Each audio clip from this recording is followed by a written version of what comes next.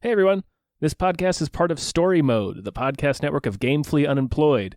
You can support us and gain access to other great exclusive podcasts like Tom and Jeff Watch Batman by heading over to patreon.com/gamefullyunemployed. That's patreon.com/GAMEFULLY unemployed, which is spelled like it sounds.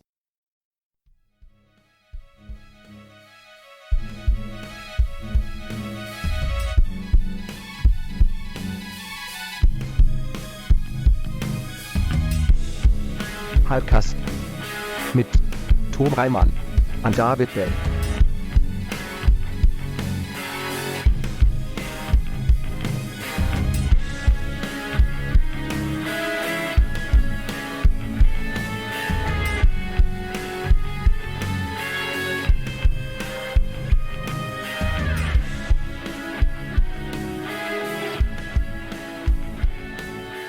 We're full of spunk.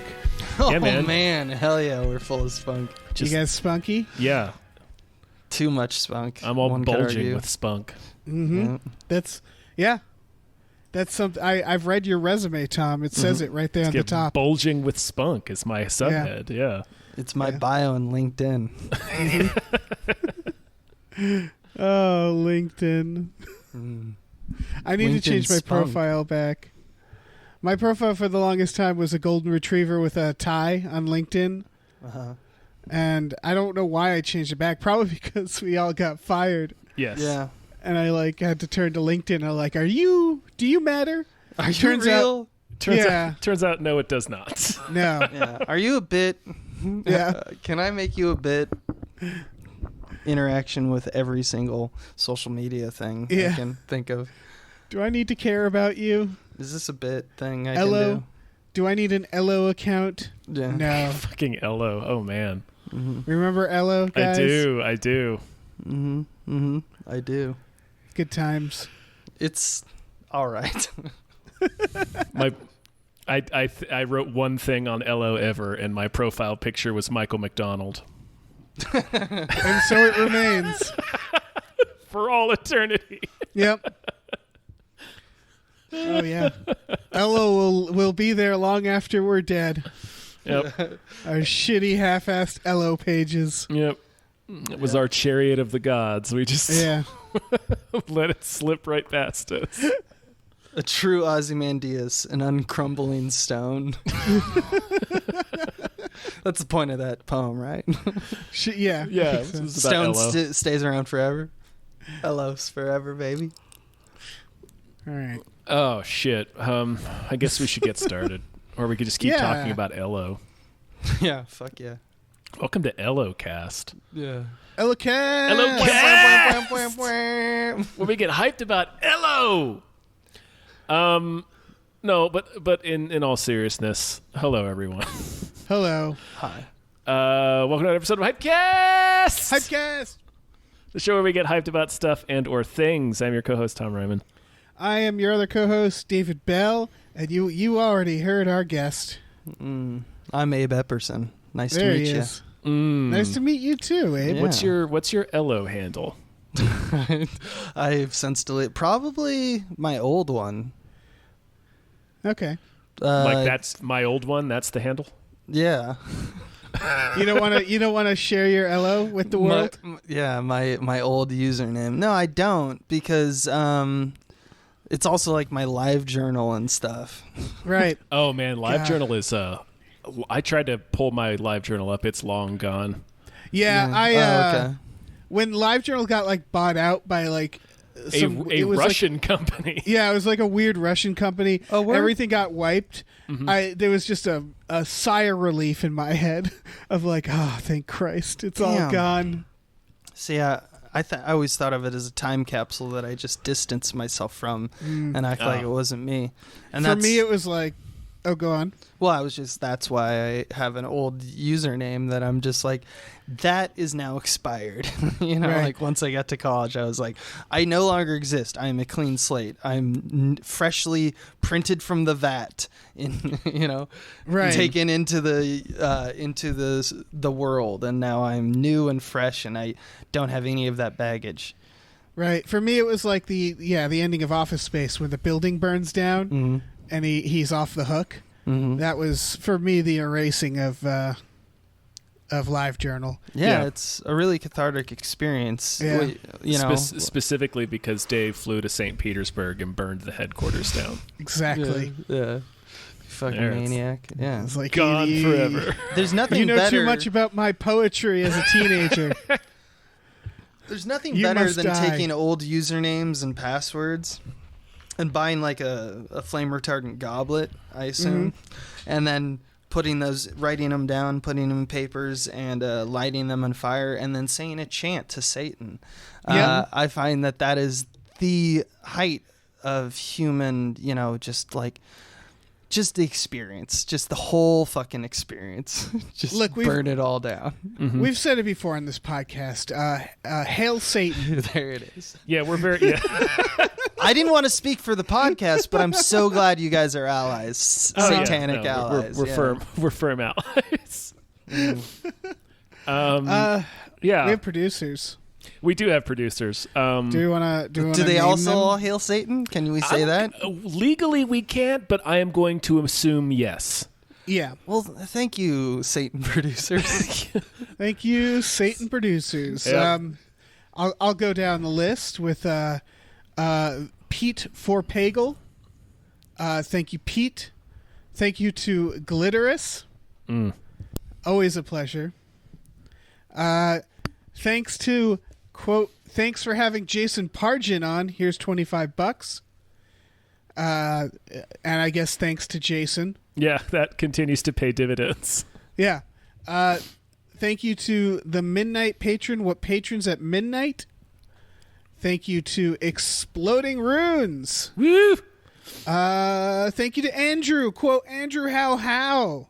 You're all great in my book. You're all just excellent people, excellent humans being. Yeah. Thank you to Asking Seven. Thank you to Vincent with a Y. Goddamn vampire. Thank you to Rev MD. Thank you to Dracula, the bus driving vampire. And Abe, you want to handle the last couple? Sure. You emphasize bus, like not the truck driving vampire. Right, I wanted to make it clear that he's the bus driving vampire. Right. Let's give it up for HP Loveshaft. Woo! Thank you. Let's hear it for John Munez. Woo! Hearing it. We're hearing it. Woo! And one more, Captain Toenail. Woo! Thank you, Captain. Woo! We did it. I helped. Woo! Abe helped. Abe did help.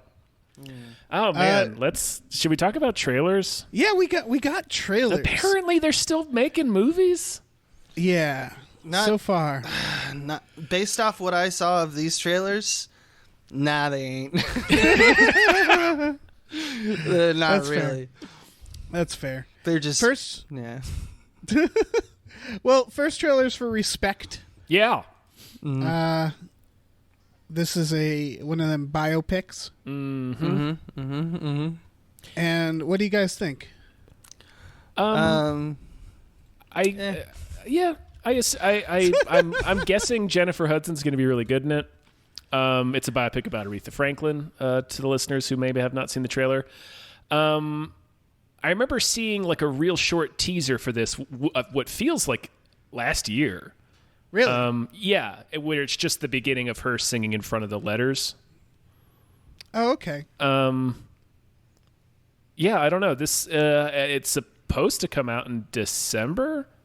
We'll see if movie theaters still exist by then. Right. Look, I have no problem with like biopic movies, and the idea of let's get a little propaganda for some great people, like, all right, I can, let's make that statue. And I think Aretha Franklin is, I don't know too much about her, so I'll probably end up watching it. And I'm sure it's an interesting story. The trailer seems pretty milquetoast, however, and I just don't think that biopic movies do it for me. If they do it for you, cool. This looks like another one. I'm on your side here. It's like they make it into a Disneyfication of it, which is fine. That's entertainment, baby. Yeah, but that happens. but it's pretty going often. to be unnaturally honest, and it's going to try to coerce us to believe that every figure, like same thing with the Freddie Mercury, Elton John, all these people who had fantastic lives and probably most definitely went up against horrible conditions in their own attempt to reach fame and glamour and success. But ultimately, what are we saying with these films? That's sort of where I come from on this, because I think biopics always have great performances. They usually go to the Oscars or something like that. But I don't, especially music biopics, is that they kind of have to have the same path, because it's just, okay, they're not famous, they're struggling, then they're famous. Yeah, And then all the sort of personal relationships on the side. Yeah. I think the problem is you either have to lie a lot to make it fit into a movie format, or it's just, and then this happened, and then this happened, and then this happened, and the movie's over. Because it's not that these people don't have interesting lives. It sounds like this one has, a lot more to it than just that. But they all kind of fit into that one path. Yeah. And it gets like... They're all extremely samey depending on whether or not the person the subject of the film died young. Yeah. So there's like two different versions of this movie, and then those are the two different versions pretty much. What it kind of comes down to for me is that stories are archetypes. They're archetypes and plots that we have told and retold, and they're familiar to us, and they also surprise us in different ways because you can combine them in a lot of cool ways. That's what's cool about story and puzzles and stuff like that. With these, I don't like taking an actual human who had a very, a life that was probably at times very dramatic, and also at times very boring, because we all have lives. We know what lives are. Yeah. And then to take a narrative stint on it and say, let's co-opt it into this, and then, I see. It's like grasping for straws, or rather it's like making a documentary where you walk in to a topic that you are kind of learned in. Like if you're a filmmaker and you walk into I want to make a documentary about X, Y, or Z. And then what you do is you try to make whatever information you receive into a mold of something that you want to build. And this is just that on rails, because the screenwriter can just say there's one moment where, Freddie Mercury, this happened to Freddie Mercury. Well, let's make that the arc where also we deal with the fact that they were dealing with bigotry or dealing with that. And it's just so black and white in that regard. And it's not that the spirit of the movie does it justice or not. I mean, there's an argument there. And if that's fine and you're watching these films going it's all a lie anyway, but maybe it's entertaining, then I think that's probably the most healthy way to receive these films. But it's very problematic in who's at the helm, who's doing these things, what is really the story. I don't think I'm going to get it out of this, and that's what it's trying to promote itself as, is here for the real story of Aretha Franklin. It's going backwards, because Exactly. I think about a movie like Lords of Chaos, where no one was we got to make a movie about black metal bands. Yeah. That wasn't a thing. It was just they were this is an interesting story. With so many biopics, I always think of Walk the Line, because Walk the Line, which a lot of people like, but I found boring because it felt like people were well, we have to make a movie about Johnny Cash. They started from there of well, we have to tell this story, and ultimately the story's not that interesting. And I watched it, I was okay, so he got into pills and had a shitty marriage, and okay. I don't know why I needed to watch this. It happens, exactly. It's just a person's life. And it typically doesn't do it in a, because a story about someone taking pills can be very interesting. It's just it's not done in a new, fresh way. It's just and then they did that old trope of the rock star or, the glamour. of the business got to them, or it didn't, or like whatever it is. I just see it as like more or less propaganda. Right. Of course, in terms of this movie, it's all what we're saying until one comes around and That's it's not spectacular. Yeah, exactly. Yeah. 100%. And it could be this one. This is mostly a comment on the trailer because the trailer is trying to fit every biopic. Yeah, and trailer. trailers. That's trailers. That's trailers, Yeah. baby. Hey, this is like that thing that you like. Go see it. Yeah. It smells like it. Don't you want that smell in your Smell it. nostrils? It smells like it. Oh man. So yeah, that's the respect trailer. That's the respect trailer. That's the baby. respect trailer. No, I'm sure it's definitely a more knowing nothing really about like the particulars of Aretha Franklin's life. I can imagine, but like knowing nothing, which is probably I'm like prime demographic, right? Yeah. For this film to like reach, right? I'm a white dude, for example. Like this should reach me, and I'm sure I'll watch it. I mean, it has the benefit of having a good song in the trailer. Yeah. It's a killer song. Yeah. And Aretha Franklin, but you know what? It was also, Aretha Franklin is so much more than the respect song. I know that they have to like pick a song. Rocket Man, you pick a song, but it's like, with both of those, I was like, really? Is that the one? I guess because it's like a Bohemian metaphor. Rhapsody. It is like a double. God. It's like double meaning. It kind of means something too. Like she's demanding respect throughout the film because she's a black woman and it's not her world at the time that she was coming up. And Rocket Man because he has like a meteoric trajectory and he's like an artist that's like, Bohemian Rhapsody. I don't know what the fuck they're trying to do with that because that's the worst one. They just picked the biggest Queen song. They just picked the big one. It really is cookie cutter, isn't it? Because then there's also really Walk is. the Line. It's like, we'll just pick a song they did. Yeah. And it We'll make that the encapsulates fucking them, song. and as an artist. I love it.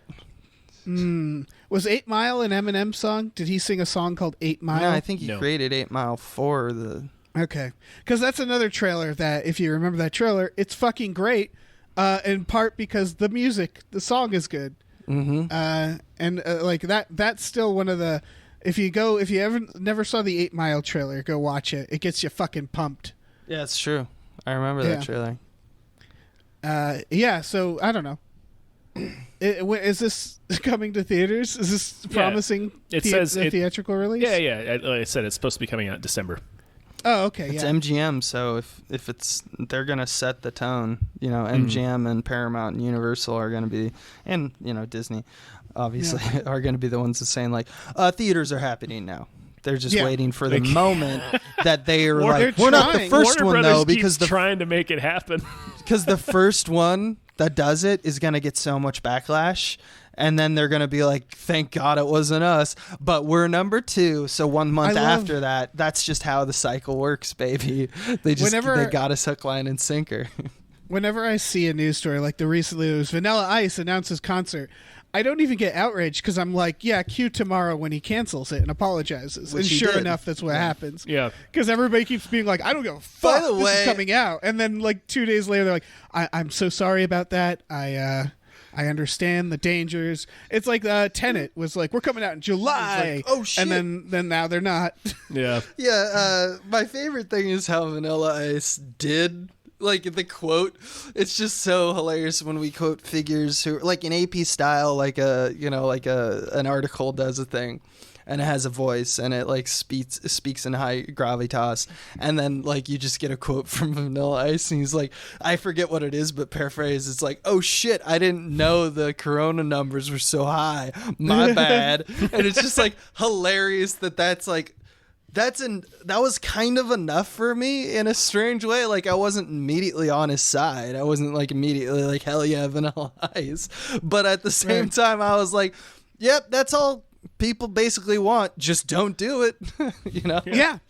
No, absolutely. It's not like they don't need to make a big apology necessarily. They don't have to talk about they just have to be like, okay, yeah, no, never mind. So I'm pouring I canceled one. the thing. I'm pouring one out for Vanilla Ice for once in his life. Just keeping it real. Yeah.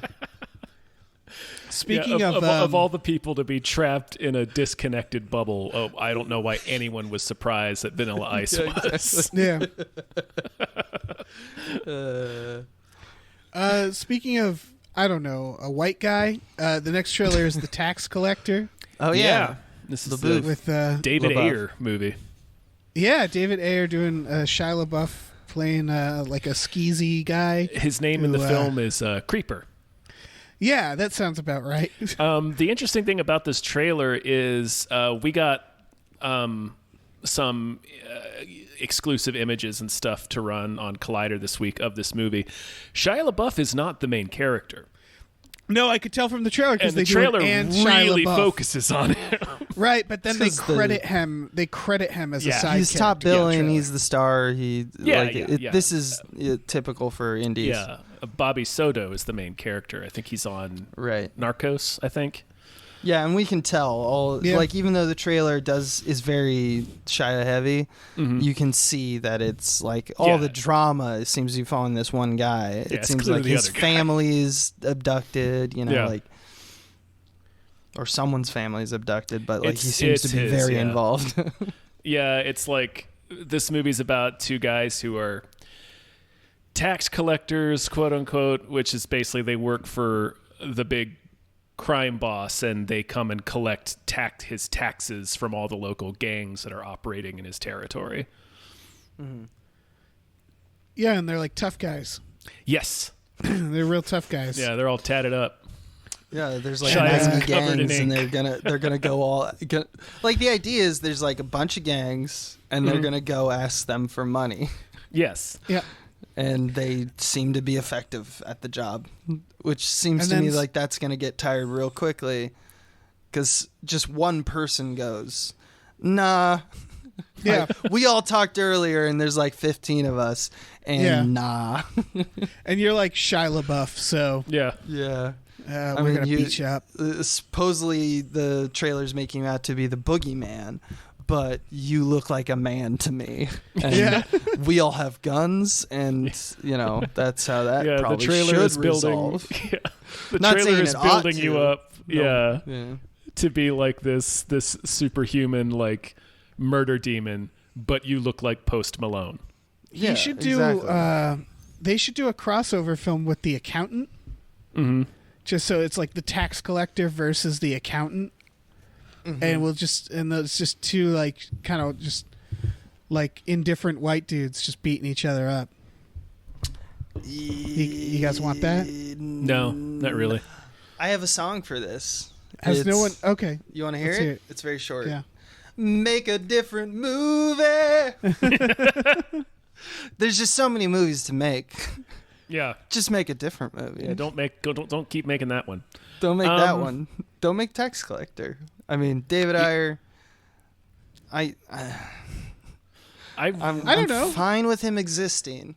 It could be good. I like some of his stuff. Yeah, he can do good. He can coexist with all of us. But actually no. Actually, I take back everything I just said. That's fair. Everybody stop making movies. We're done with movies. Everyone stop making movies because then I get to make movies. You know what I'm saying? Like then age time. Fewer people doing my job means I get more of the lion's share of the job, right? That's how it works. That's how I think of things. Yeah. Because I don't have a job. So right.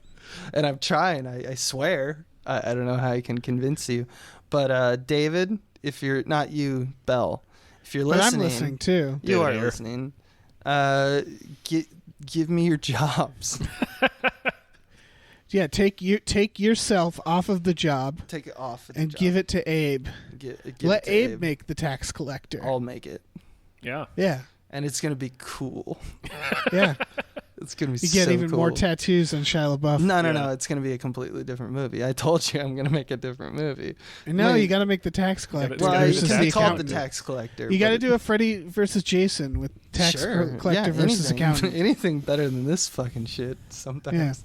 I don't know. Like, end of the watch to me was like, it came and went, and then I was like, okay.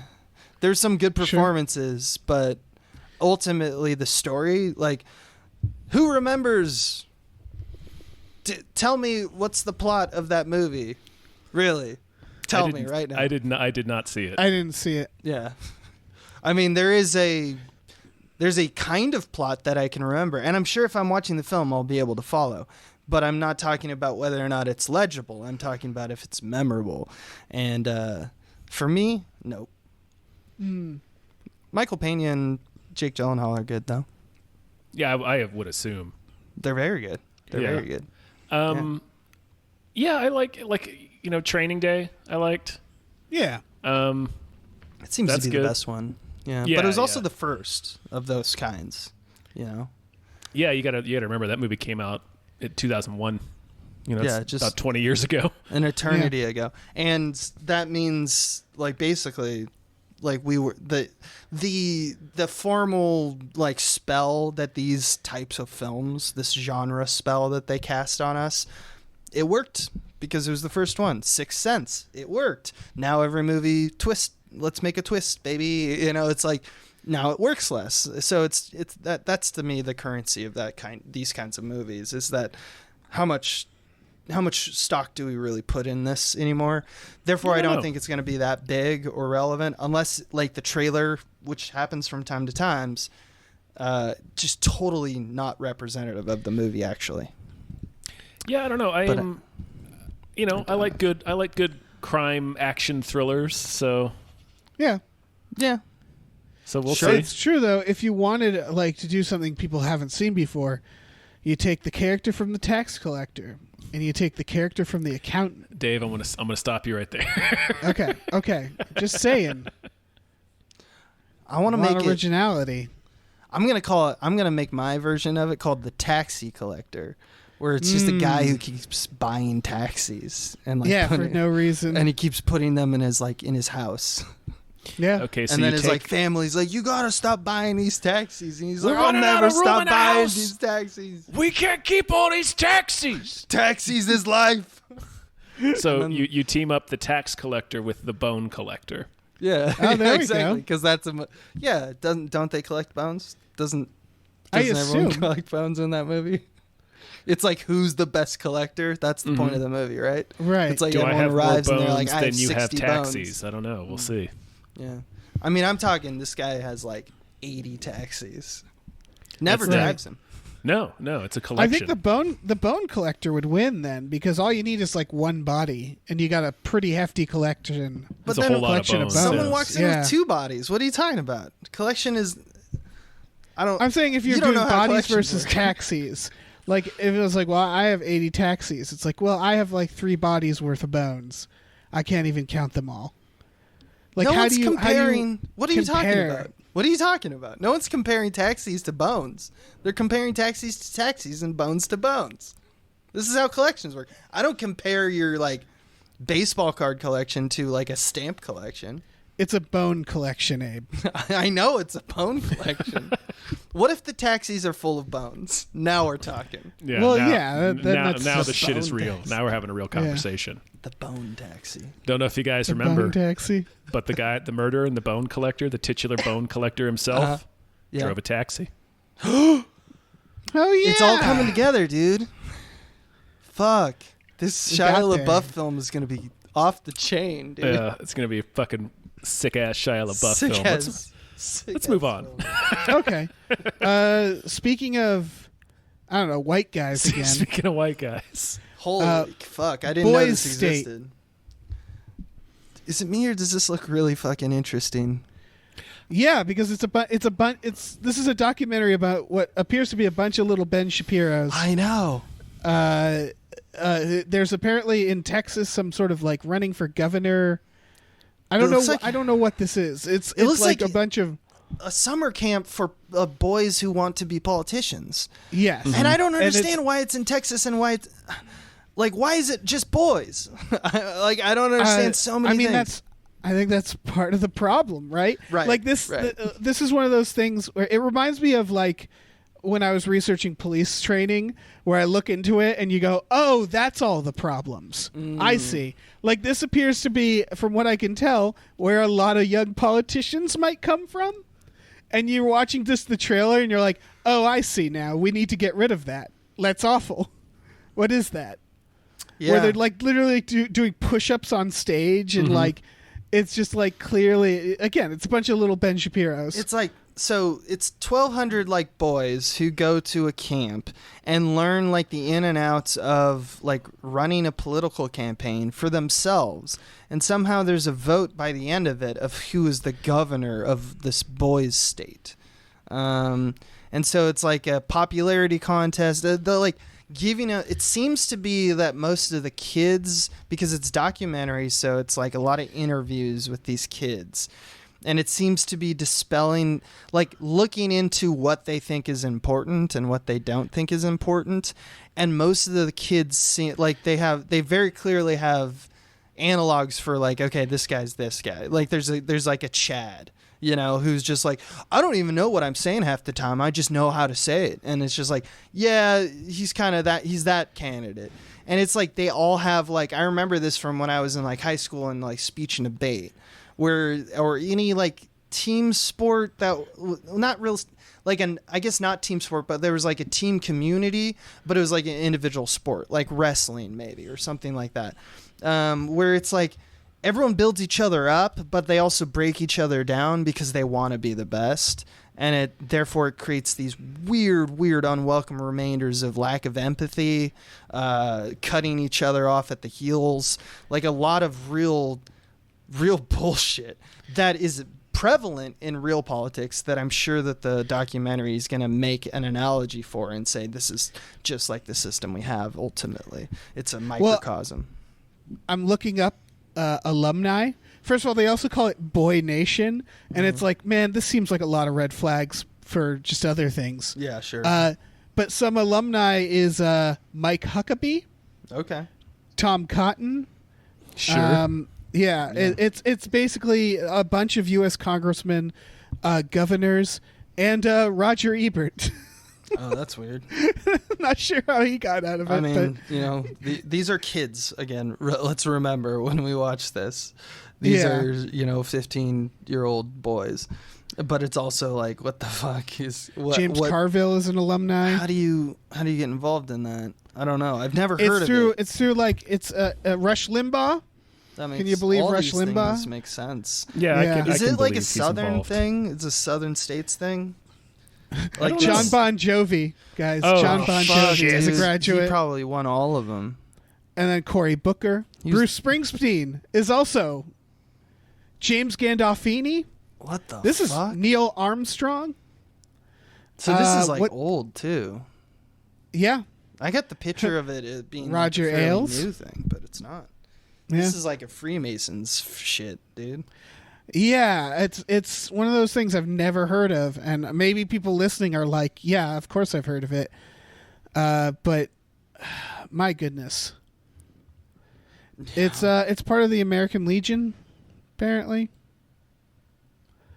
This is I didn't know it existed, and that's what I think kind of documentary is supposed to be, right? So I'll definitely watch this one. This one seems interesting. Yeah, this is going to be probably a little dark. Yeah, probably. Yeah, I don't know if I'm going to watch this one. Well, I have to. Like, it's just in my best interest. I want to, you know, it's when you see these politicians, you wonder, like, how do they exist? How did it come to this? Yeah, exactly. How did someone like Matt Gaetz become that person in that weird bubble? I need to understand. And it's like there's an entire world that we're not aware of. Yeah, that's true. Yeah. Sometimes Boy States seems like that. I really want a documentary just to show me, like, well, what's God up to? You know, like what's God doing? And that's kind of the allure of like reality television. I mean, it's entirely the lure of reality television, to be honest. But like, it's just like, let's look at these fucking, like, what? Let's look at these gremlins. See What? what the fuck they're doing? Yeah. Overturn this rock. Yeah, exactly. See all the little squirmy bugs. Yeah. You're not going to like it. It's not going to be pretty. But you're it's gonna, there. You're gonna see it. Yeah. And then I don't know. This is probably the most compelling thing on today's trailer. yeah, it's It's A24 as well. They do good stuff. Yeah. What is it? It's A24 coupled with like some other. It's like something terrible. It's like Apple TV or something that everything is is going to Apple be a real Yes, pain it is. in the It is ass. Apple TV. That's right. Fuck. Apple TV's trying really hard, man. Oh yeah, I we're know. gonna get to that. They're spending a shitload of money. Oh yeah, we are gonna get to that. Yeah, and I Holy might. fuck. It might be enough for me. Like just this movie, I'm like, I might have to get like a trial or something to watch this movie. Yeah. It also has really good high reviews right now. Sure. So that's cool. That's good. Let's move on. What's the next Okay. one? What do we got? Next one is Amulet. Oh yeah. It's like a demon. Yeah, it's like got a demon in the house. Is it? Yeah. We don't know anything about this fucking trailer. This trailer is useless to me. It is pretty fucking. It was just well, okay. a I know series that of it's events like, that we see in horror films that we've seen before. there's a house. All right. There's definitely a house. There's a house. Someone's trying to like take care of, I think, an old lady upstairs that she doesn't see. Yeah. Yes. How They do you like do that? newspapered over the windows. I don't know. Yeah. And the old lady is apparently possessed by a demon. Mm-hmm. I like this idea based on the very funny idea that, like, at the end of The Exorcist, if they couldn't get the demon out, they'd just be like, all right, I guess just lock the doors, Yeah. and we'll just slip food under, and Yeah, that's just how they'll live. Just lock the door and slide a pizza in there every day Yeah. or so. But who cleans up Yeah. her poop? Man, The demon would do. the I don't know. I It's think a the demon. demon would take care of it. It's like it's just a Yeah. shit demon, luckily. Luckily, See? but yeah, that's There's already what holes. This seems like. I've just seen the trailer. Well, you can have a hole. Where's in the, she shitting? You, Where's she you shitting? you make a hole in the floorboards, and the poop comes. No out one of wants to there. touch that. That's demon shit. Yeah. Yeah, you just put it You might right get the over the demon. toilet. You flush it. What if the You demon? do all right. You do a hole in the bathroom ceiling Okay. above the toilet, I'm with you. and the poop goes right. It goes right into the bathroom toilet. Uh-huh. You don't use that bathroom. Yeah. You know, you just flush every now and then. You go in, you flush. Oh, so you're like, you put in one of those like, those like trash chutes that like construction sites use Yeah, to carry straight stuff the down to the toilet. dumpster. what's You just stopping do the old that. lady from just going down the chute and getting Oh, you out? make it too tiny. Yeah, You it's just- a little you hole. You just make it butthole sized. Yeah, Mm. just butthole size. Okay. She got to pull some serious demon nonsense Yeah. if she wants to get through that pipe. Okay. Or maybe it's like has a guest bathroom in the room. We don't know. Then the demon just has to take care of himself, you know? I'm just saying that this movie is not going to address any of this, and that's a goddamn shame. Yeah. I'm guessing there's an amulet involved, but Seemingly, one would who expect. could say? Maybe Who her can name say? is Amulet. I don't know. This That's fucking true. trailer sucked. I'll watch it. Yeah, you would. Yeah. Yep. Yeah. Yep. I'm going to watch this fucking whatever this I is. watch every horror movie that comes out pretty much. It so. could be good. What if it's good? I probably won't watch this one. Yeah. Now I'm going to watch the shit out of this. Also, the next trailer. God, Come on, Abe. I have a lot of complex thoughts about this, to be honest with you.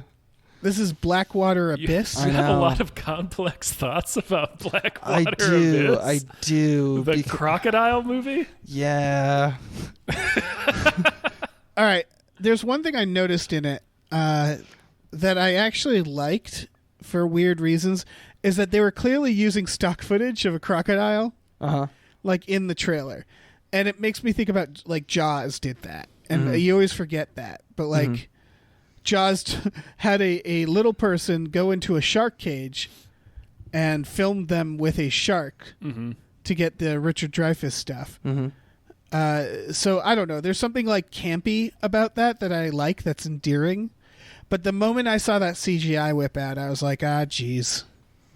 Yeah. They should have kept it like a puppet or something. I don't know what the fuck is going on with Australia, but they seem to love, like The Descent. You know, like they seem to love going down in holes and then getting attacked by stuff. There's a whole genre of person who just climbs in holes. Yeah, just climbs in holes in Australia and then gets... Not just Australia, though. Huh? Not just Australia. Not just Australia, that's true.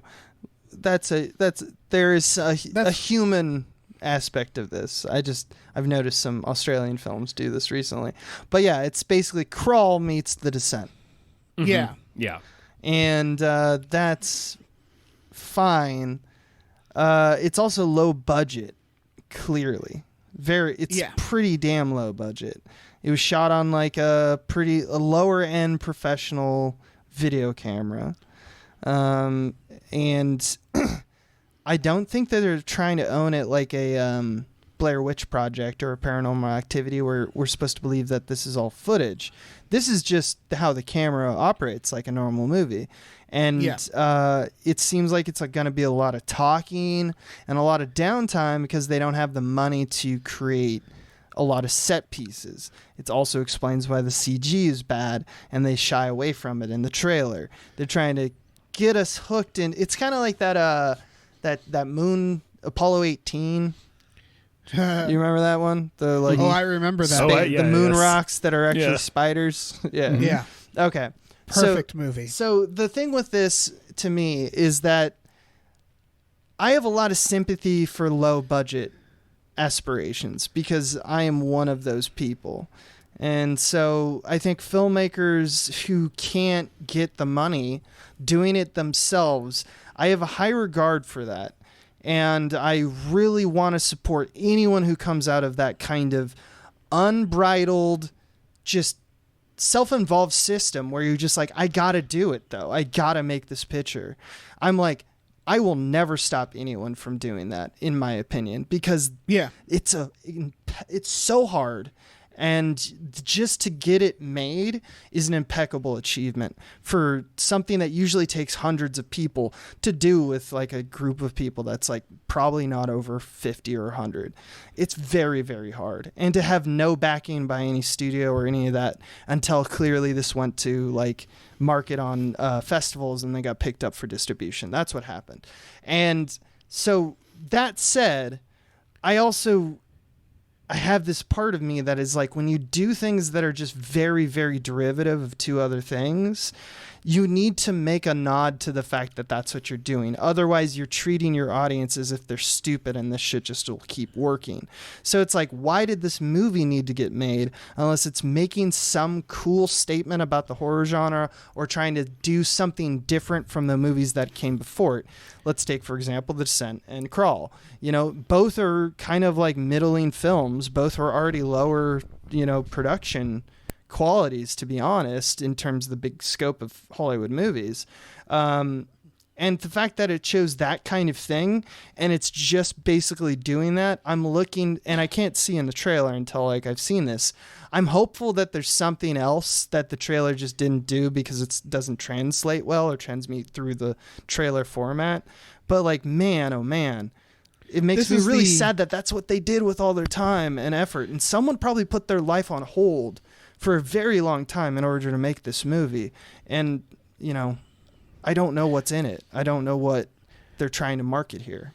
I think if you just want to make a fun monster film, I get it. Yeah. But there is an element of, like, movies that's coming to mind for me are like Boar, or for monster films, or in terms of indie films like The Vast of Night or It Follows, where like if you're making an indie horror,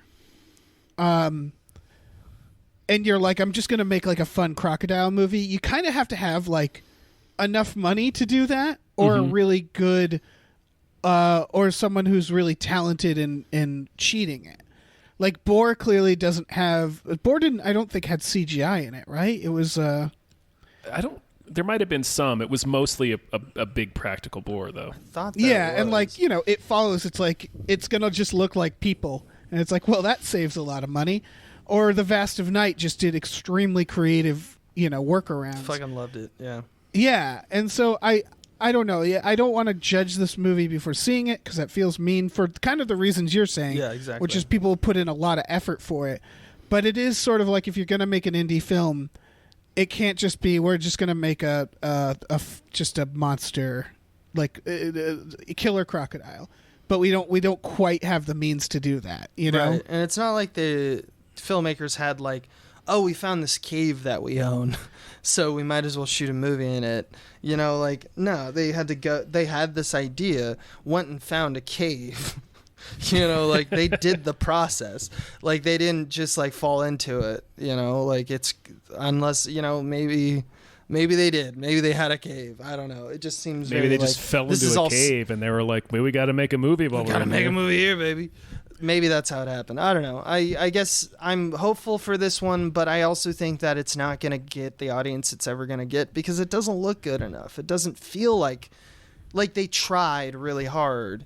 And that's like one of the saddest things is that it's like they didn't nail the look enough to make me convinced that this can compete in even the middle tier trajectory of like festivals, which then makes me ask the question, if it was picked up, there must be something else going on in this story. Maybe it has good monster violence. I don't know. Maybe it's, the acting didn't look like spectacular. I feel like they would have pronounced that in the trailer. I don't know. I'm going to keep it on my radar, but I'm not hopeful, is I guess my assessment. So just looking up the director, I'm a little surprised. This is the director of The Reef. Oh, sure. Yeah. And did ABCs of Death. So I think this is like an indie director. Like, I think they know what they're doing here. I think they're making lower level horror monsters because they know there is an audience for it. There is like companies that'll just pick these up and throw them on, I don't know, Netflix or Amazon. Oh, that's fair. Yeah, I'm sure they like what they do. I'm sure they like... also, this is a sequel, technically. There was a movie called Blackwater. Which was also about a crocodile. I assumed. It would have been a real curveball if they just added one into the sequel. Mm-hmm. Yeah. Actually, the first one I thought was about, like, orcas and stuff. All right. I'm done. That's a stupid bit.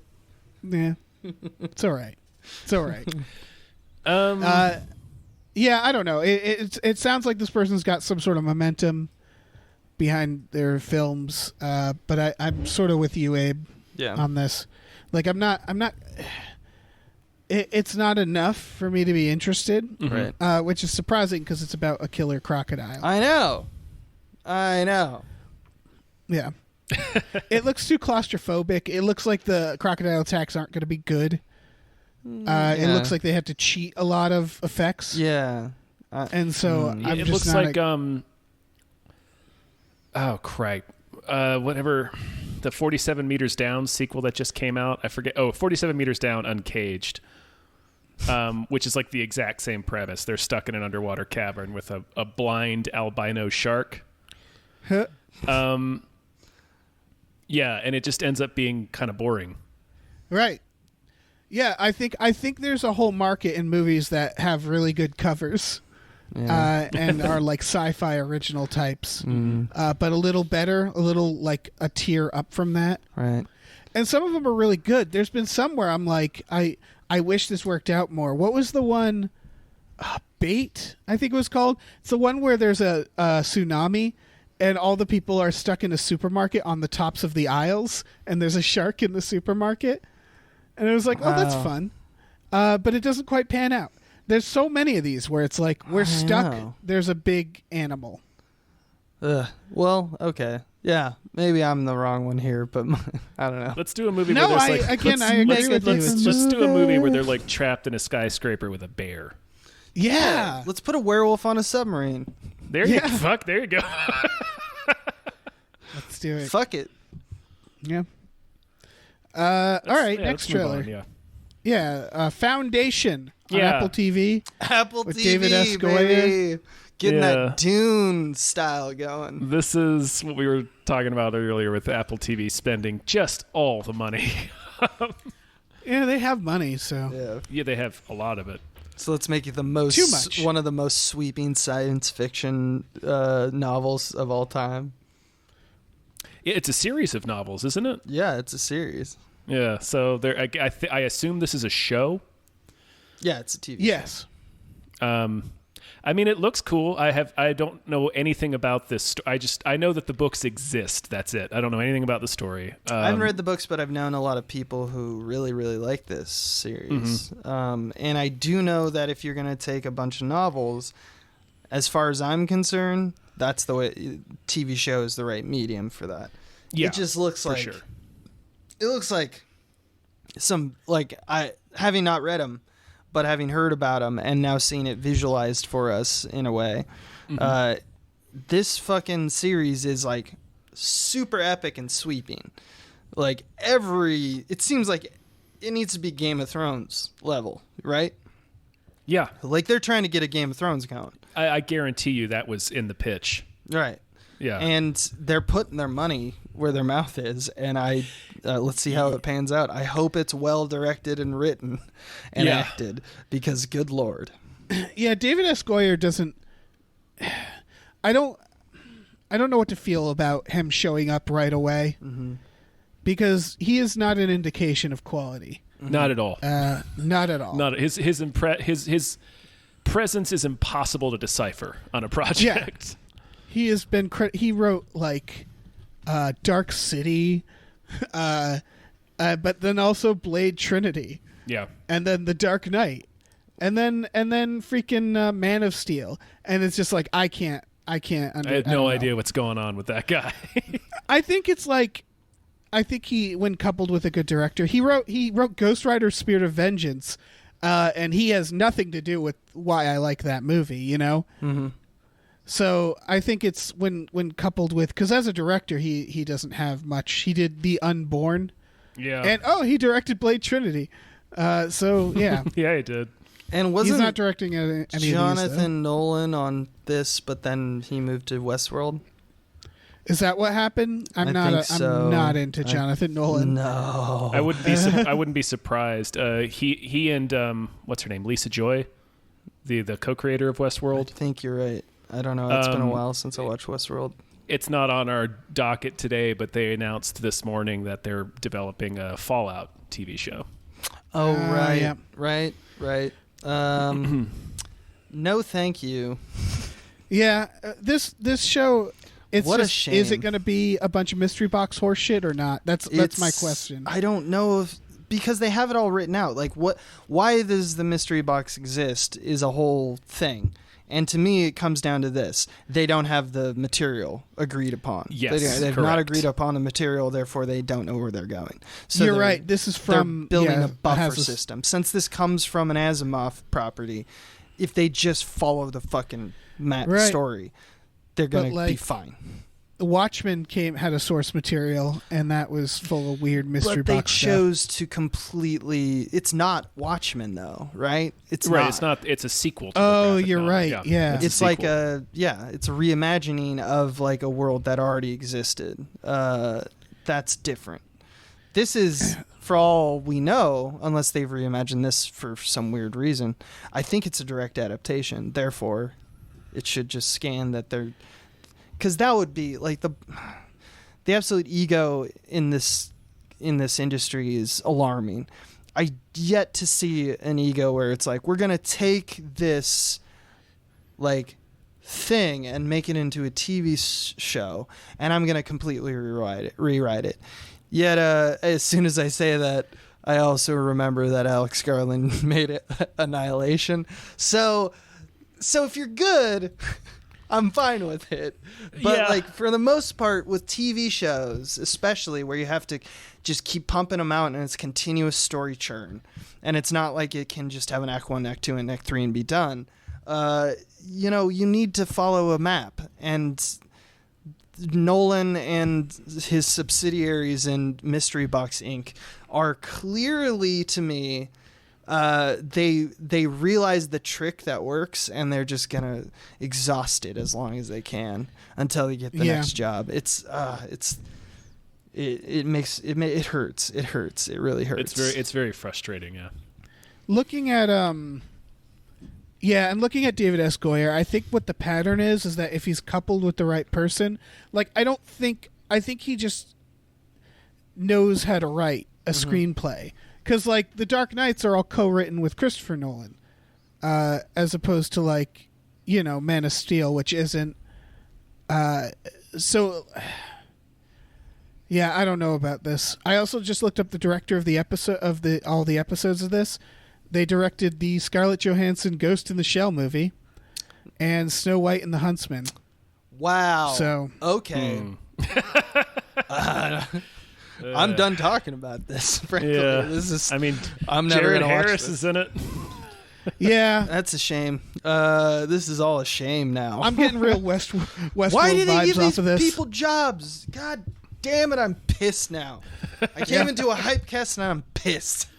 Someone let Abe direct Foundation. Abe direct Foundation, or somebody who can make a compelling story from a directorial point of view. I mean, no, definitely me.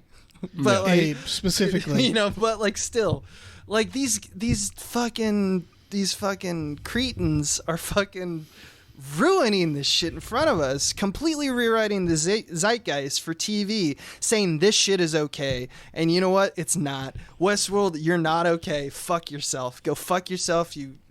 God, I'm so pissed. Yeah, it's Angry Abe. Yeah, I'm really annoyed at some of the stuff that gets considered to be prestige television. Right? It's like, man. Other stuff is really good. Some stuff is really good. And then tons we of stuff keep is getting really Westworlds and I'd say fucking sci-fi, specifically sci-fi. yeah, like man, Sci-fi TV has taken a big dip. yeah. Well, you got the Picard show, you got Westworld, you got Watchmen. They're all like well done shows that if you pull any threads on them, they just fall apart. I'll go out on a limb and say the second half of Watchmen is utter dog shit. Really? Like it's not even that it's. I never got that far. Yeah, there you go. Like, Watchmen starts so strong. Like the first episode's incredible. It's compelling. First episode's It's a compelling great. imagery. That's all. And then the last half of the season is dog shit. Like someone come to bat, hit me up in my DMs. Fucking whatever. Explain to me what is of value in the Watchmen. What is in value in Westworld? Explain to me what the story is doing and why it matters. That is the question. Because that's why I think we put our ass in the seats. But I could be wrong. Yeah. Well, I don't know. I think it's. I think Westworld specifically. Westworld's definitely Watchmen had a thesis and a point of view. It's just it fell pretty hard victim to mystery boxing, and then one or two just completely. Like, okay, this plot that you just came up with is ridiculous. Like, there's one or two reveals in that show that I think are just unforgivable from a narrative standpoint. But like, Westworld doesn't have a thesis, doesn't have a point of view. It's just a mystery box. No, it's trying to feel like it's something. Like it keeps like that. It's like bad poetry where it's doesn't have really any meaning, but it seems like it might be deep. Yeah. Yeah. But then when you actually sit down with it, you're like, yeah, I don't know what you're trying to say. Also, this is horse shit. All they're trying to say is watch the next episode. That's all they're doing. Yeah. They just withhold shit from you to get you to keep watching. That's it. Yeah. It's very sad to me. Yeah. Makes me sad. So yeah. Foundation. I do think I think this might be another one of those cases, assuming people watch it on Apple TV, which I think this is going to be another like Expanse or I don't know. They had a bunch of them like Sci-Fi TV, like Sci-Fi Channel kind of attempts to make like a bigger sweeping thing that doesn't have someone at the helm who's like, I don't know, something like like something that's going to make it have like some secondary meaning, like Mad Men or something like that, or even Game of Thrones when it's at its best. Like it's trying to make it's taking an evocative story, but it's doing more than that. It's trying to say like here are ways in which people can be configured, and here's how like power disseminates, or here's how like people abuse each other, and therefore how like what is the unique aspect of these politics that are driving these people. And when the second that you're just like forsaking that logical and character-based through line for things of like, yeah, but wouldn't it be cool that at the end he takes his mask off and it's someone that doesn't make sense, that, you know, like the second that you're going for like the shock as opposed to the salient, you've lost that aspect of your TV show and that's one of the two major things that Watchmen does in its second half. Like it literally does let's have the character take its mask off and it revealed themselves to be someone that doesn't make any sense. Exactly. And it sucks because that one honestly started with like a really strong, because it had like really compelling imagery that like made us think about like, okay, this is how are they gonna compile this world and make it not an absolute bloodbath? That's what you're hoping for, and that what you get is a bloodbath, and that is like promise. That is a promise that they state in like episode 1 when they reveal that the guy that you thought was actually a good guy is like a KKK guy. You know, like that kind of shit is like, okay, now we're going somewhere. This is gonna have some salient like social. That reveal was in like the second or third episode, but like the first half of Watchmen is like really good. Right. And then once they did that, it was like, okay, what are you going to do with that? You now standing on a scaffolding of saying something that could be really interesting, do something with it. And they chose to not do anything at all, just to make it like, well, guess what? It's all a part of this other plot that's happening. Yeah. Well, guess what? That's all part of a plot that's happening over here. Well, guess what? Let's just hodgepodge throw these scenes in with Jeremy Irons. It's just like, fuck you. It's why J.J. Abrams likes to start series and not finish them. You know why? Because it's easier. It's easy to just set a bunch of pieces in motion that seem like they're going to end in a compelling way without knowing how it's going to end. Let me make my werewolf on a submarine idea, and I will make it way better than fucking Westworld. And I just thought of it now. I don't even know. Maybe there's a werewolf in... Maybe there's an actual movie that is being made that's a werewolf in a submarine. I don't know. It doesn't matter. Make it good. The idea doesn't matter. A good artist can take any idea, something that's stupid, and make it actually work. So you give that same person a good idea, and it's fucking stellar. There's nothing stupid about a werewolf on a submarine. No, that's only gonna win all the Oscars. Okay. Yeah. Good. I'm glad you're of the same mind I am. Let's get into some more producers, you guys. Okay. Yeah. Producers like Wavy Rancheros. Thank you, Wavy. Also thanks to Dr. Kitty MD. You're adorable, doctor. Who's an adorable doctor. Thanks to Mr. DNA. Thank you. Thank you to Lauren Gucci. Woo. Thank you to Bootlerson. Woo. Woo. Woo. Bootlerson. Grumblebee. Thank you, Grumblebee. Thank you to Tux. Thank you to Welsowski. Thank you to Shepard Mulch Diggums. Tom. Dirt erupting from his asshole. His asshole. Yeah. Thanks to Norm from Cheers. Thank you to Davey Francis. Thank you to Space McNulty.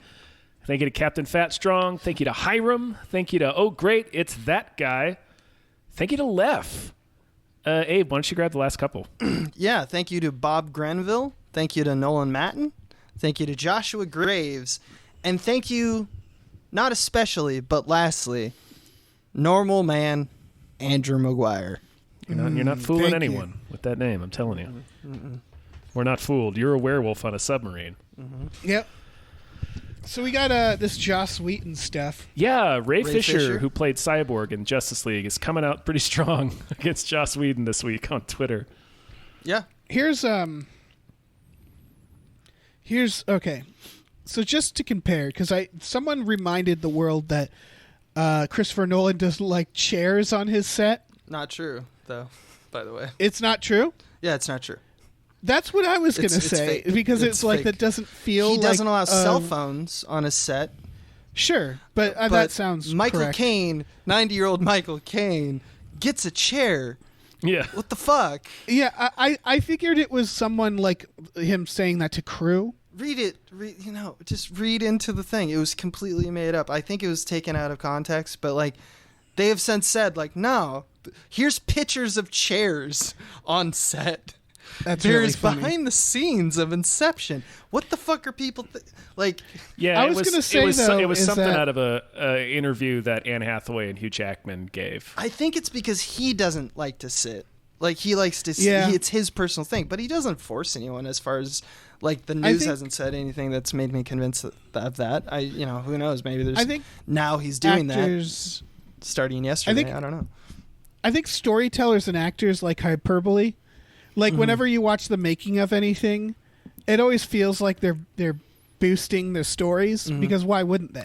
Or they're Right. cutting out details to Yeah. get the story across more quickly. Yeah, I don't know. But I was gonna say, maybe that's part of it. I think what I read from the doesn't allow chairs, because it's like, of course he allows chairs. It's just that he's a bit of a hard ass on set, Yeah, or something like that. which is a whole different thing, and could be wrong. Exactly, and that's what I was gonna say. Like- is a very different thing than what Josh Whedon's getting here. Yeah, exactly. If you're abusive, you should be treated like. If you're an asshole, you get treated like an asshole. In a story. Yeah, and like it seems like there's a few stories coming out about him. Josh Whedon has pretty much vanished, hasn't he? Yeah. From like social media, or what do you mean? From making movies. Does he have anything like... Like was No, he Coming up? effectively He was- canceled is what you're saying? Like what are you saying? Well, that's what I'm wondering. Because after Justice League, he has like no other projects or anything, does he? Yeah, he was briefly attached to Batgirl and then he stepped away. Okay. That's interesting. I don't know exactly why that is. It seems like... Because it doesn't seem like he was like canceled by like the public. Mm-hmm. So something... he clearly must... Like, there must be a reason for that, right? I don't know. I mean, I think he might be an asshole. People are saying he's an asshole. I don't know him. Yeah. Sounds like an asshole. Because there's a whole bunch of other people that like when few people come out and say, "Hey, this guy's an asshole," I'm like, word around is that this guy's an asshole. Yeah, I've heard So- that guy's Right. an asshole. Now, I have a whole bunch of different thoughts about like when it is okay to be an asshole, like as a director, but it's usually dealing with consent. Like you can be allowed to be an asshole by other people or like be an asshole to me because that will get me where I need to be as an actor. There's never an Right. excuse to be an asshole to someone who drives a car or is getting you a coffee or, is so like when it gets into the actor space, it gets a little nebulous. But if he's an asshole to everyone, then he's an asshole. And if he's an asshole to his actors and they're not asking for that, he's an asshole. Right. I don't know how it's a news story. We should just don't employ assholes, but assholes are employed. Most of Hollywood is assholes as far as no. Yeah. There's a It lot is of interesting assholes. They're when- just different assholes. Some people are loud assholes. Some people are sneaky assholes. A hidden asshole. A hidden Sneaky asshole. asshole. But, like let's everyone get your assholes out is what I'm saying. And let's like look at these assholes and determine Yeah, what you assholes know- shouldn't be working anymore. I mean, people have a right to speak up when they had a terrible boss. For sure. Yeah. But it does seem like he's not doing anything anymore. Although I just looked him up. He might be show running soon. And like, oh no. I mean, he's Like, if he's a bad boss and then he's running like a show that might potentially go on for a while, that's a pain in the ass. Mm-hmm. I mean, That's all. It's one thing to say, or for me to be here and say, like, Joss Whedon is an asshole based off of, some articles that were written about him. That clearly there's a trend here, and so I'm going to believe as someone who's listening to media, in this case, like, he's an asshole. And so I don't like him. I don't. The far more interesting conversation to me is how do we deal with this kind of shit? And there's no better person than you guys just had that podcast about, like, than Mel Gibson, who's, I'm pretty sure, even much worse than Joss Whedon in terms of assholedom. You know, I can't say, because I don't know, maybe one of them's got babies in their, floorboards. I don't know. But as far as I'm concerned, one is definitely a racist, Right. So one is Mel 100% Gibson a racist. and we allow him There's to not make much of a movies question and there. get things. Let's unpack that as a society. Why do we allow that? Why do we go to that? Who's going to that? What is that all about? These are the questions we should be asking. Whether or not Joss Whedon gets his next job, that should be the result of the thinking that we do with those questions. Isn't my opinion? It's also hard because, like, again, I think if people feel the need to speak up about somebody, then they do. But I always wonder when it's just someone being like, "My boss is an asshole." That's true. And it's like, yeah, everybody's. I want to boss is hear an what asshole. other people are saying about it, but it is true that he's not the first one to say that. Yeah, But I think also he have might be the nothing at first stake man with- to say it, though. What's that? He might be the first man to say it, right? Maybe. I don't know what his history is, and it I don't know. I don't know if that's what that means. This made a lot of waves for something that is essentially someone on Twitter just saying, "Yeah, this guy was an asshole." Yeah. I think. Yeah, I don't know. well, it might be I blown think out Does of he get proportion. specific?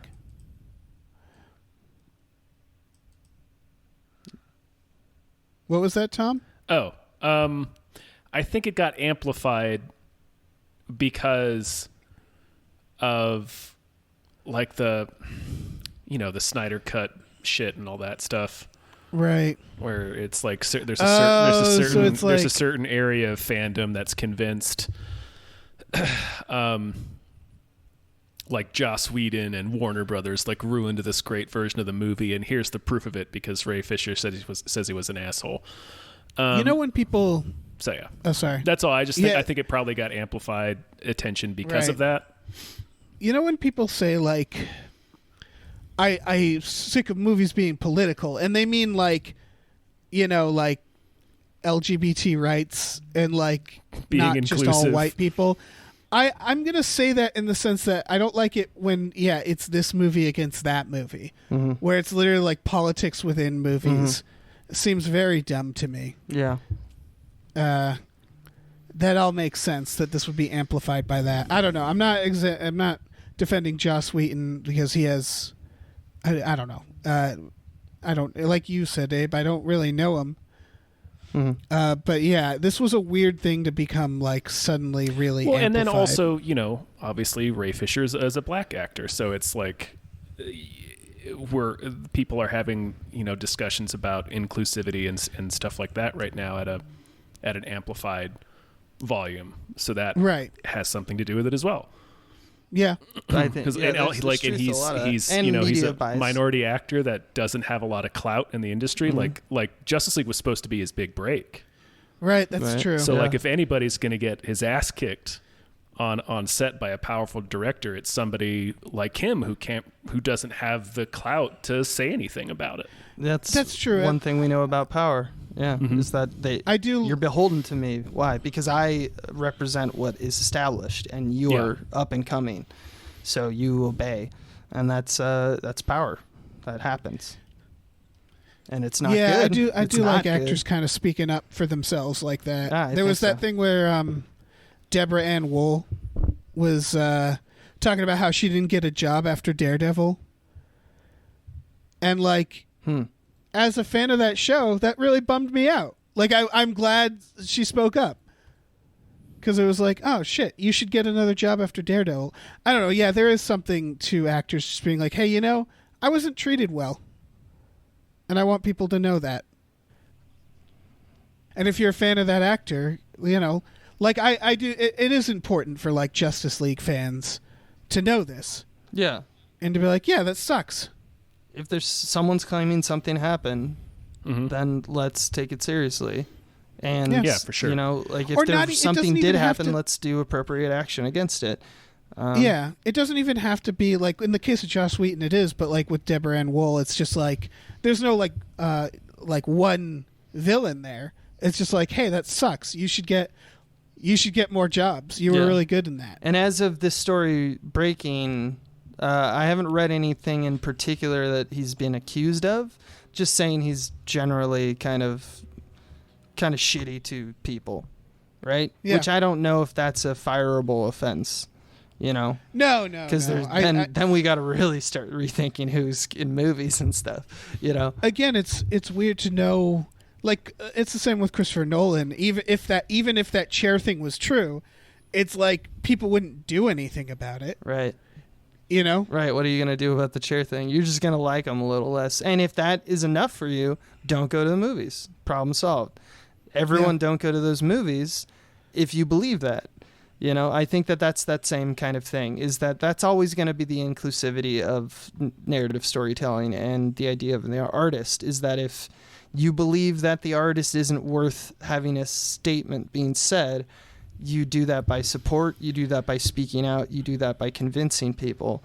And then if you get to enough people and you get enough facts behind you, something actionable will occur, because you'll go together to the studio or to the people who actually make and break the deals and say, like, it's behoove of you to ignore this person from now on. We will go to movies when you start using other people. There's so many other people to make movies and television shows.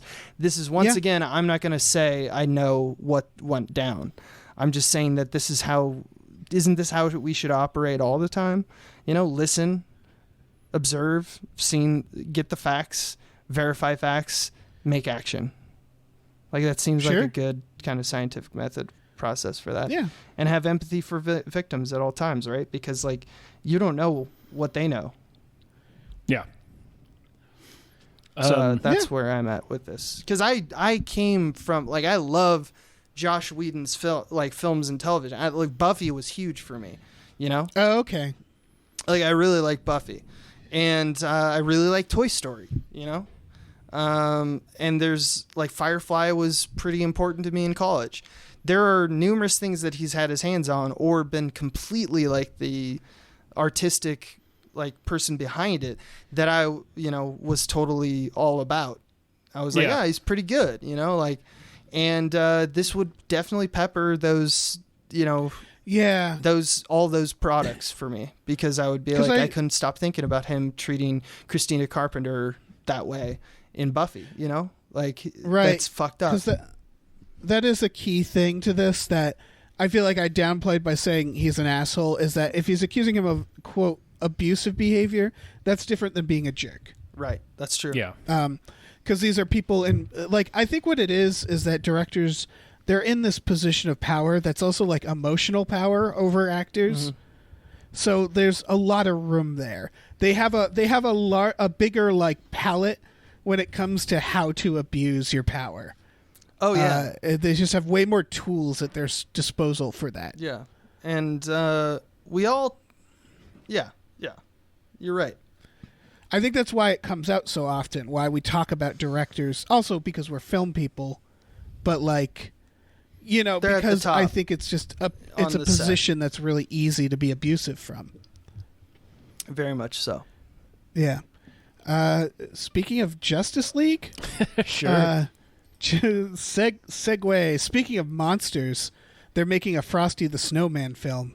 History's greatest monster. Yes. Frosty. I don't know. Jason what this Momoa is going to star as Frosty in this live action adaptation that I'm guessing will be a nightmare. I read the Deadline article and I still don't know what this is.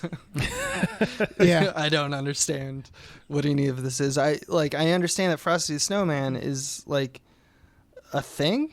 Like, he's like a Christmas thing, right? He came to life one day. And there's a song with a hat. And then there was, like, horror films. No, that was Jack Frost. Is Jack Frost Frosty the Snowman? I don't even know. No, but there's two films called Jack Frost. One is a horror film, and the other is about a killer snowman. Okay. Mm-hmm. So yeah. So I see why my wires are getting crossed. But Frosty the Snowman is supposed to be a good guy, right? Doesn't he bring like holiday cheer and shit?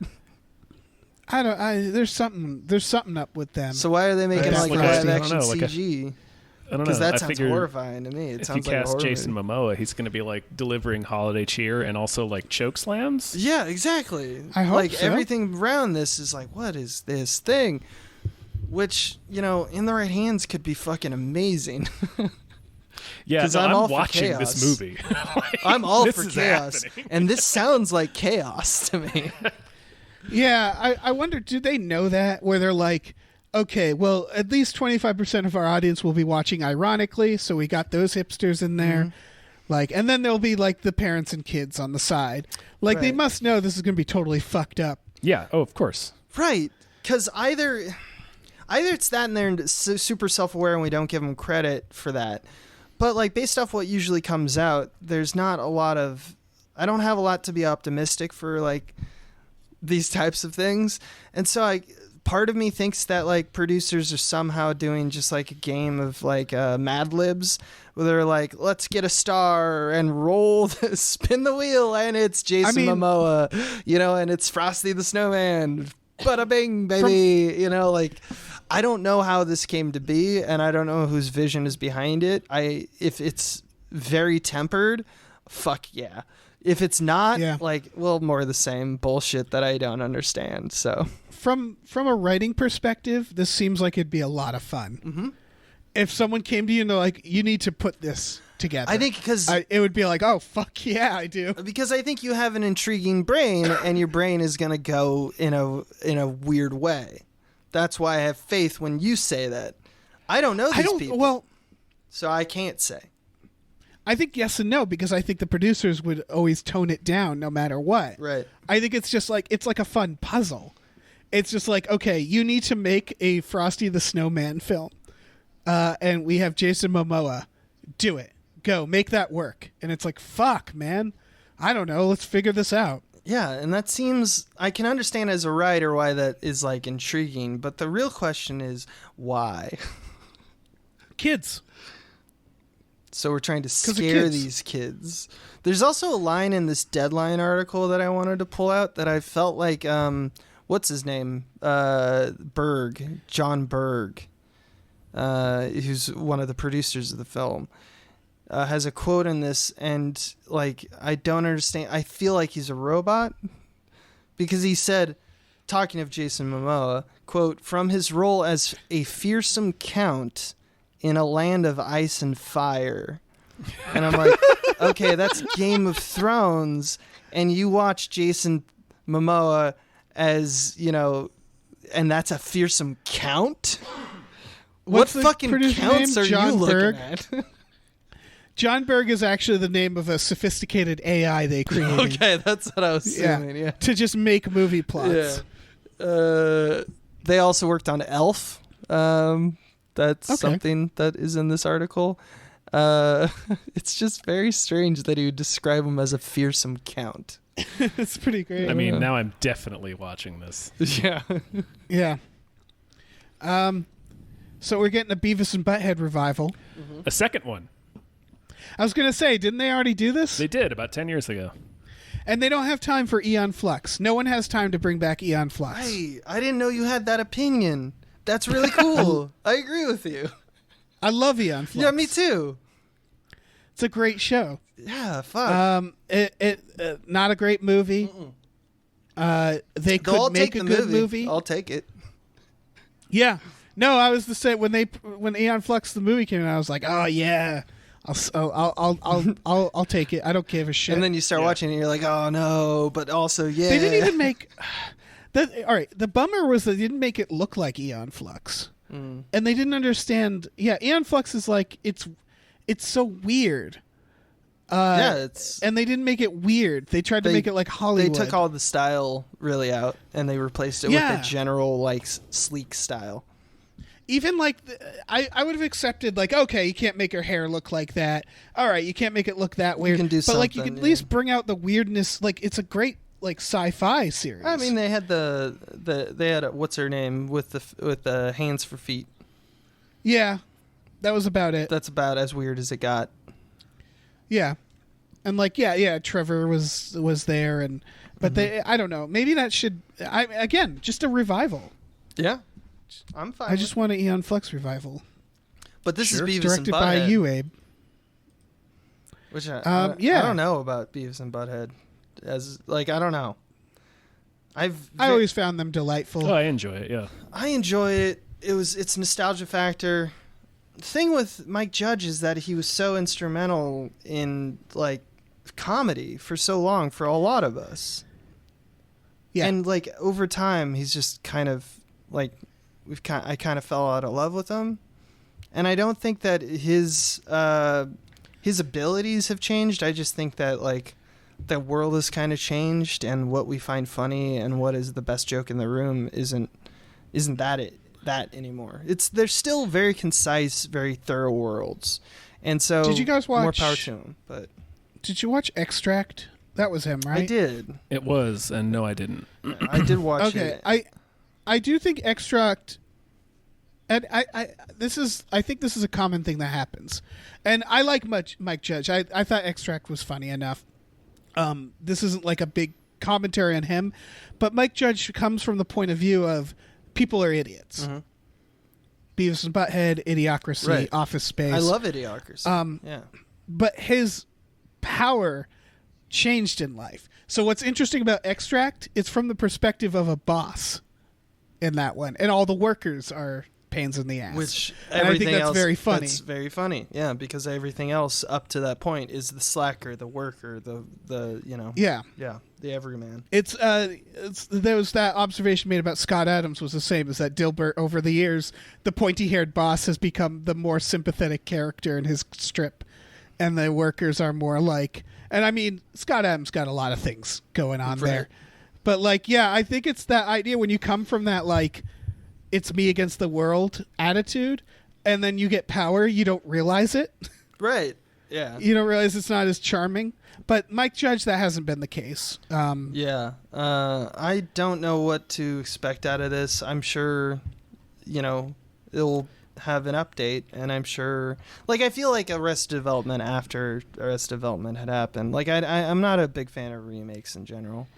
Not just because I don't think that they can't be reimagined in good ways, but like the clear impetus for this is to create a nostalgia factor for, the demographic that would watch it on Comedy Central, trying to bring back that magic, get those people get new people in, but also get word of mouth going because it was such a seminal series. And I just think that that's like, just move on, create something else that's great. Make a different movie. Yeah, there has to be a why now factor, where it's like why is it relevant now? Right. That said, Comedy Central, along with Eon Flux, although that's not Comedy Central, but they should bring back Dr. Katz. I've been rewatching Dr. Katz a lot, and that's always relevant because it's just let's have comedians on. Sure. Yeah. Let's have comedians do their stand-up and give them an outlet and animate them. Yeah. That would still, I mean, that'd still be a hit. Yeah. I don't know. I'm sure I'll watch this if it's streaming somewhere. Yeah, I don't know where it's streaming yet. Comedy Central, obviously. It's going to be airing on Comedy Central, so I don't know. I don't know if it'll go anywhere else. But yeah, I get you where the Beavis and Butthead feels very 90s. Yeah, I just don't know what in this world their Beavis and Butthead are going to really say. I just don't think the touchstones are the same way that made Beavis and Butthead.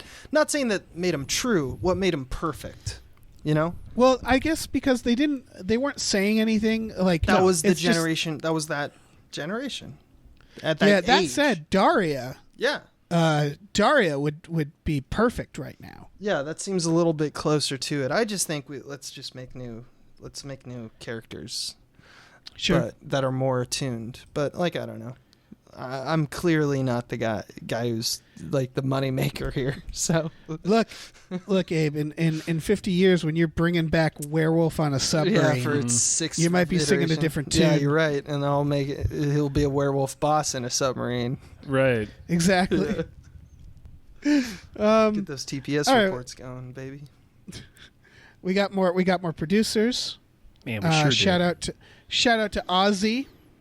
Woo! Thank you, Ozzy. Thank you to Tom, Quasi Dangerous Levels of Hype K. Woo! Thank you to A and then a J. Thank you to Sweet and then a Meat. Thank you both. Tip Drizzle is a name. It is.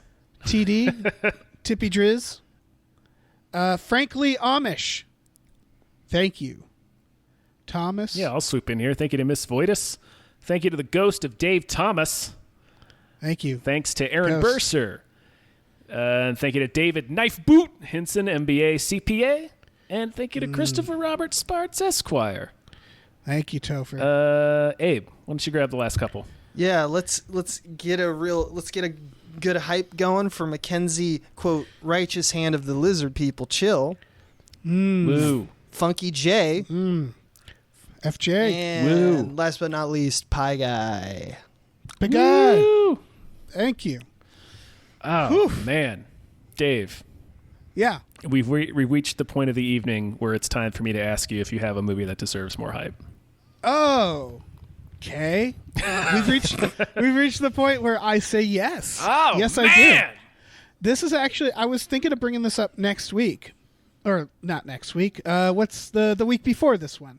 Last That's week. last week. And then, we had some stuff we had to talk about there. This is called Nobody Knows I'm Here. It's on Netflix right now. And it's a very compelling trailer. I'm going to watch this, I think. Looks yeah. hype. This looks hype. I didn't know it existed. This is played by Hurley from Lost. Yeah, right? it's the Hurl. Mm-hmm. Yeah, and it's about a former child star who had an amazing voice. His name is Mimo. And as a child, he was about to become a big success, and the producer said he didn't have the right look, and so 'Cause he's a they fat had a what's that? Because he's a fat kid. Yeah, he was a little fat kid. Yeah. And so they were like, let's give it to your voice to this better looking kid. And that kid got famous, and this is him now as an adult, played by Hurley, living in a house, kind of fantasizing, it seems like, about what life would have been. Yeah. He's living on a lake, I think, with his uncle, I believe. Yes, yeah. It's a little cryptic and seems pretty dark. Yeah, it seems like it's real sad. It seems Yeah. it's interesting because I think we have a very sad character, but I think it's actually kind of like Captain Fantastic is sad. It seems very charming because it seems like he's starting to get in a relationship with someone. Yeah. Yes. So there's definitely it's gonna be a bittersweet thing, no matter what it's gonna be. Yeah. It's not gonna be all dark. It's not gonna be all bright. Yeah, I got a little bit of Lars and the Real Girl vibe from it. Mm-hmm. Where it's yeah, the character is sad, but the movie itself is I like is this. more. Yeah, I Yeah. really like the scope of it, though. I think the idea of someone like a kid who is groomed to be something, and then it didn't work out, is thoroughly interesting. And the reasons that it didn't work out are absolute bullshit is Yeah. even more interesting. And therefore to do kind of like a memoir of that person later in life is also a good take. Everything's lining up that I feel like. And the cinematography and the directing seem competent. I don't know. I got a lot of hype for this. Yeah, me too. It just looks really, I don't know, really compelling. I hope it's not a total bummer. I think about movies like Nebraska, which I really liked, which is you feel like when it starts, you're like, ah, fuck. This is going to be a real bummer. And then by the end, you're like, you know what? Everything's going to be all right. Yeah. And I hope it's that, although whatever it is, it just looks very interesting. Yeah, it looks good. Although I would Yeah. say stray away from the Variety article written about this, the one that you copy pasted here for our involvement. It seems to have a pretty important spoiler in it. Oh, okay. I copy and paste it just for the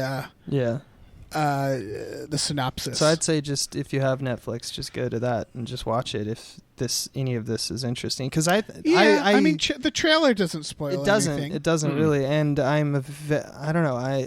These type of films I think are more important than ever to support because there's when all of this shit pans out, when COVID and everything else, and we get back to some form of normalcy, we're going to find the world has changed. And one of the ways that we're going to see that is in the luxury trade of entertainment. And one of those things that it seems clear that it's going is that we have the consolidation already. It was pre-COVID of the consolidation of power into a few houses, not quite a monopoly, but basically, yeah. And so all of the interesting stories and the stories that are like that, I wouldn't have expected. If you have any interest in that kind of thing at all, I think we are going to get in these things. We're going to get from films like this, it looks like to me. And so I'm always ready to soak that shit up. That's why I think A24 has done so well, is because they're fueling that kind of aspect of our hunger for new stories. Now, whether or not Netflix will continue to be a place where that is made, that's entirely a different, part of the equation. But I do think that it's there right now, and it looks to be interesting. Having not seen it, I'm going to watch it. Yeah, for sure. Everybody check out the trailer. Yeah, Nobody Knows I'm Here is what it's called. Mm-hmm. Yeah, it's a Chilean film, so it has a Spanish subtitled, language. Yeah. Well, the title as well, yeah. But yeah, it should be fucking just turn on Netflix, right? Yeah. Yeah. Just turn it on. You have it. You have it. You have I it. do. I'm so glad you that have it. I was so angry, and now I have a little hope, a little hype. That's the point. That's the point of the hype. Yeah. Put an at the end there. I like that.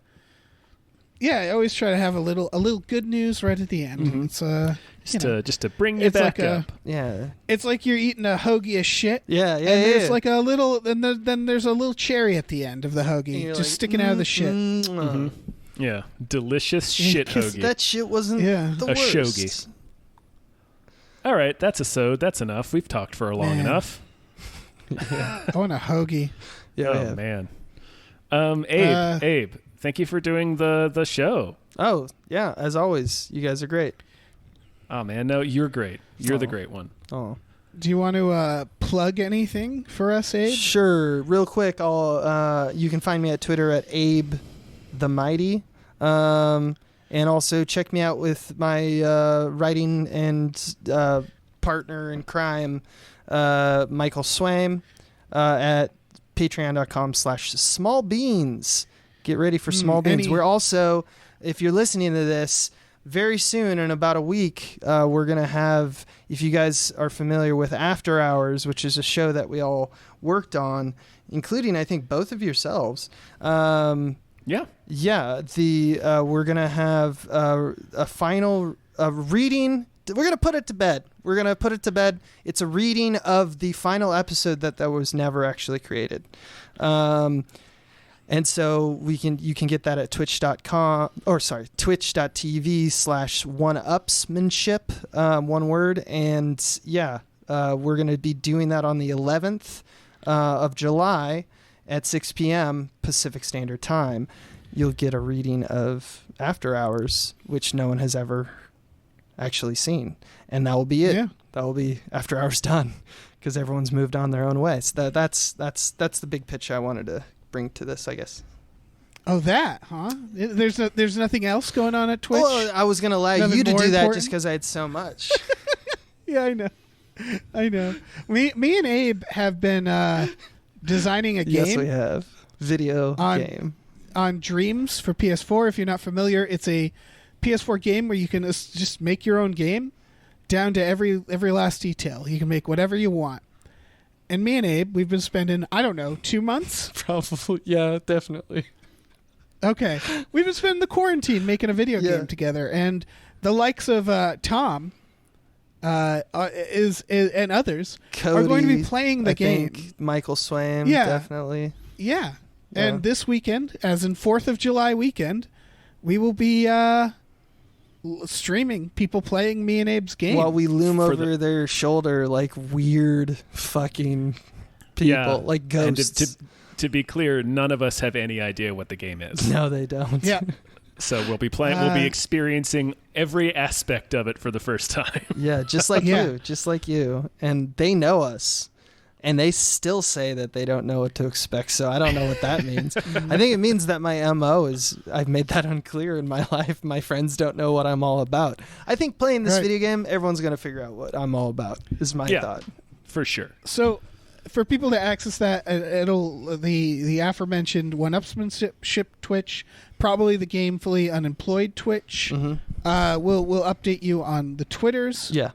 At Gamefully on Twitter. So yeah. Also, I guess I should plug our Patreon. Patreon.com/GamefullyUnemployed. We have exclusive podcasts there, like Tom and Jeff Watch Batman and Fox Mulder is a Maniac. Check it out if you haven't already. Yeah, do those things. We also have a store, tpublic.com/store/gamefullyunemployed, where you can get t-shirts, stickers, posters, and mugs. Confirmed. Yeah, apparently we have mugs. Travel mugs, even. So yeah, check that out if you want to, or don't. I don't care what you do. Yeah, I care if you should watch our game. Yeah, watch their game. Watch our game. It's gonna be We're real gamers. weird. We're epic, dude. We're epic. We're so fucking epic. So fucking epic, All right. poggers. All right, let's get out of here. That's enough. That's Peace enough. out. All right. All right. Bye, everyone. Bye, everyone.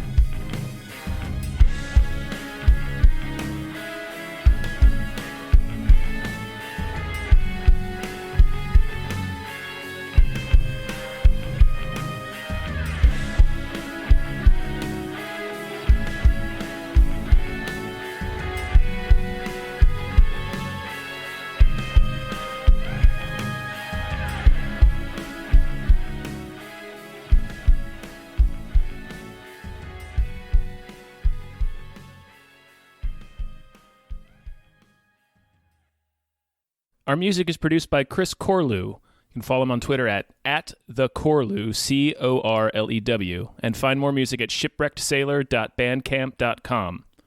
Our artwork is produced by Justin Brown. You can follow him on Twitter at @JustinTBrown, and find more of his artwork at artnessbyjustinbrown.com and justinbrown.info.